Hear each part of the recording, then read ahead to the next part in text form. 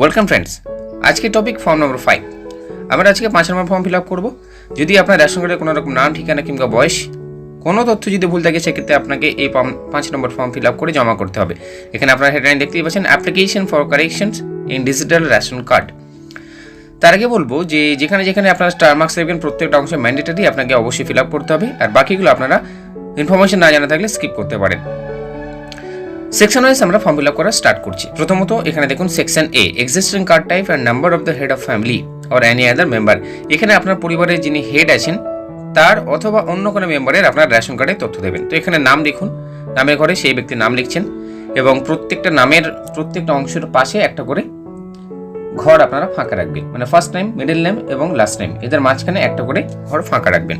Ration card type, কী ধরনের ration card আছে আপনারা সেই ক্যাটাগরির পাশে এখানে দেখতে পাচ্ছেন Y category, PHH category, SPWH category, তবে আপনার যে ক্যাটাগরি হচ্ছে রেশন কার্ডে সেই রেশন কার্ডের পাশের ঘরে আপনারা টিক মার্ক দেবেন এবং ওই ব্যক্তির রেশন কার্ডের নাম্বারটা এখানে বসিয়ে দেবেন। এরপর আমরা চলে যাব সেকশন বি, যেখানে আপনাকে নতুন অ্যাড্রেস দিতে হবে। যদি আপনার অ্যাড্রেস কারেকশন করার থাকে, অ্যাড্রেস যদি কারেকশন করতে চান, সেক্ষেত্রে আপনারা এখানে এই অংশটুকু, এই সেকশনটুকু ফিল আপ করবেন। তো প্রথমত আপনার ডিস্ট্রিক্ট আপনি এখানে বসিয়ে দিচ্ছেন, সাব ডিভিশন মানে মহকুমা বসাচ্ছেন, এরপরে দেখুন ব্লক, মিউনিসিপ্যালিটি বা মিউনিসিপ্যাল কর্পোরেশন, এর মধ্যে যেটা আপনার সেটা আপনি এখানে লিখবেন এবং গ্রাম পঞ্চায়েত বা ওয়ার্ড নাম্বার সেটা লিখছেন, ভিলেজ বা রোড বা স্ট্রিটের নাম আপনি লিখে দেবেন এবং পিনকোডটা এখানে লিখছেন, পোস্ট অফিস লিখছেন, পুলিশ স্টেশন লিখছেন। এরপরে চলে আসবে সেকশন সি, এখানে দেবেন পরিবারের যোগাযোগের তথ্য। তো এখানে প্রাইমারি মোবাইল নাম্বার দেবেন, যে মোবাইল নাম্বারটা অবশ্যই একটি মোবাইল নাম্বার হবে, সাথে কোনো অল্টারনেট মোবাইল নাম্বার থাকলে আপনার দ্বিতীয় ঘরে এখানে বসিয়ে দিচ্ছেন, হোয়াটসঅ্যাপ নাম্বার থাকলে দেবেন এবং ইমেল আইডি যদি থাকে সেক্ষেত্রে আপনারা এখানে দিতে পারেন। আর এই ঘরে আপনারা কেউ টিক দেবেন না, টিক দিলে কিন্তু আপনারা কোনো রকম মোবাইলের মাধ্যমে মেসেজ পাবেন না, এমনি এটা ছেড়ে দেবেন। এরপর চলে আসবো আমরা নেক্সট সেকশন ডি, যেখানে দিতে হবে আপনার পরিবারে কোন কোন মেম্বারের তথ্য আপনি কারেকশন করতে চাচ্ছেন, কাদের কাদের তথ্যে ভুল আছে। এখানে দেখুন একটা ফর্মে মাত্র দুজনেরই কারেকশন করা যাচ্ছে, কিন্তু আমরা জানি সবাই যে রেশন কার্ডে কিন্তু অলমোস্ট 90% অফ পপুলেশন যাদের তথ্য ভুল থাকে।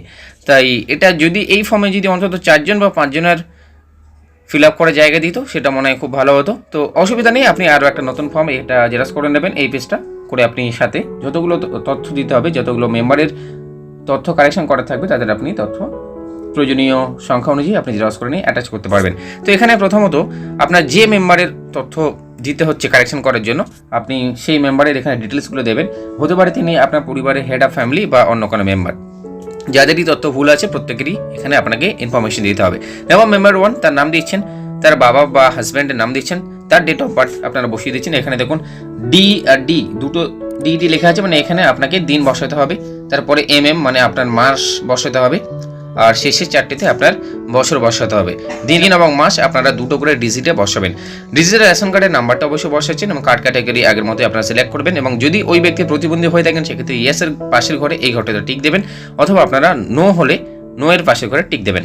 একইভাবে আপনারা মেম্বার 2 ফিল আপ করছেন, প্রয়োজনে আরও জেরক্স করে নিয়ে আপনারা এখানে ফিল আপ করে দেবেন। এরপরে দেখুন আধার ডিটেলস দিতে হবে আপনার পরিবারের প্রত্যেকের, তার কোনো রকম তথ্যে ভুল থাক অথবা না থাক প্রত্যেকেরই আধার ডিটেলস আপনাকে দিতে হবে। যদি কোনো মেম্বারের বয়স 5 বছরের কম হয়, সেক্ষেত্রে তার বার্থ সার্টিফিকেট দিতে হবে, আধার কার্ড তার তো দেওয়ার প্রশ্ন নেই। তো এখানে দেখুন নেম অফ মেম্বার 1, এই ঘরটাতে কিন্তু আপনার পরিবারের যিনি হেড তার নাম দিতে হবে, তার ডিজিটাল রেশন কার্ডের নাম্বার দেবেন, কার্ড ক্যাটাগরি একইভাবে আগের মতো টিক মারবেন, আধার নাম্বার দেবেন, আধার নাম্বারটা এই ঘরে আপনারা অবশ্যই দিয়ে দিচ্ছেন। আর সাথে আপনাদের কিন্তু যদি প্রতিবন্ধী থাকে, সেক্ষেত্রে আবার আগের মতো ইয়েস অথবা নোতে টিক মারতে হচ্ছে। এভাবে আপনারা 4 জনের তথ্য এখানে দিতে পারছেন।